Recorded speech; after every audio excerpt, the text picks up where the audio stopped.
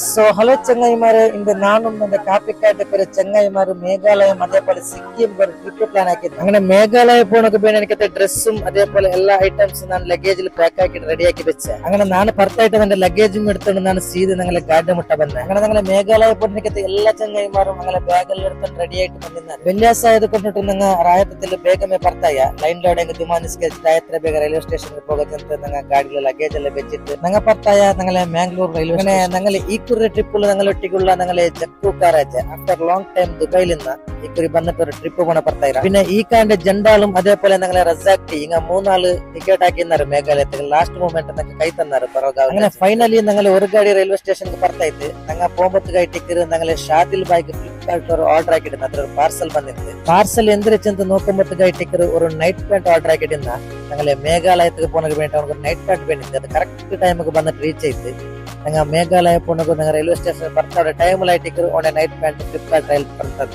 അങ്ങനെ ഫൈനലി ഞങ്ങളും കാര്യം ഞങ്ങൾ റെയിൽവേ സ്റ്റേഷനിൽ വിട്ട. പിന്നെ ജുമാ നാളായത് കൊണ്ടിട്ട് ഞങ്ങൾ ഫജീറിൽ ജുമാ നിസ്കരിച്ചിട്ട് ഞങ്ങളെ രാമച്ചാവടി ഒരു കാക്കട ഹോട്ടലിൽ കഞ്ഞെല്ലാം കുടിച്ചിട്ട് ഞങ്ങൾ പറത്തായ ഞങ്ങളെ മേഘാലയ. അതേപോലെ ആൾക്കാരെ അറിയണ്ടേ കേറുമ്പോ വേണ്ടേ? അത് വേണ്ടേ? ഇവിടെ തുടങ്ങുകയാണ് നമ്മളുടെ പ്രൊഫസർ.